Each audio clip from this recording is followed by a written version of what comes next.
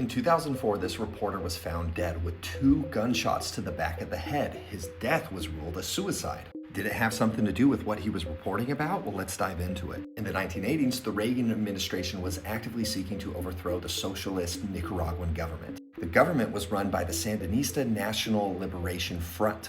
The US viewed it as a communist threat because they were aligned with the Soviet Union and Cuba.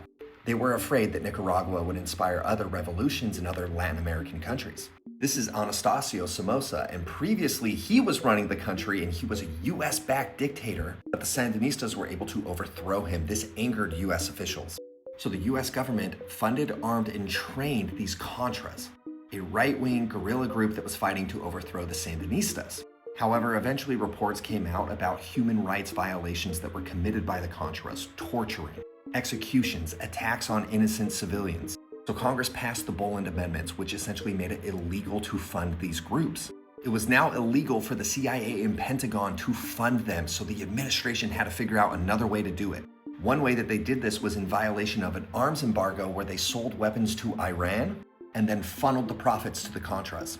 The other way was what this man, Gary Webb, sought to expose. You see, he found evidence that the CIA was backing and protecting these Contras, helping them smuggle in cocaine to the United States so that they could make drug money to finance their fighting. This cocaine was turned to crack, and the crack epidemic was born. The number of cocaine users rose by millions. The devastation was widespread, but particularly within urban and African American communities.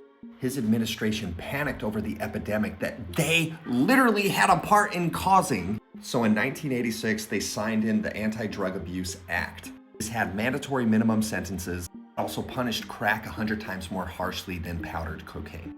Now, a lot of people say the disparity was due to the fact that crack was more prevalent in the lower income areas, whereas cocaine was in the higher income areas.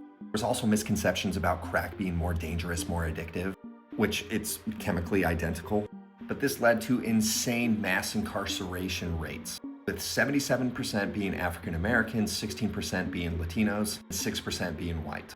So Gary Webb sought out to expose this injustice, and when he did, he was torn apart by the mass media. His reputation was shot.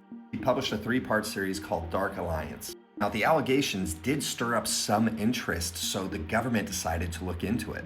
CIA, the Department of Justice, and the House Intelligence Committee all looked into it, and they said, nothing to see here. Which is hilarious that the allegations is that the CIA was involved, and they're like, we'll look into it. We just don't see any evidence. So he was pulled through the mud, and in 2002,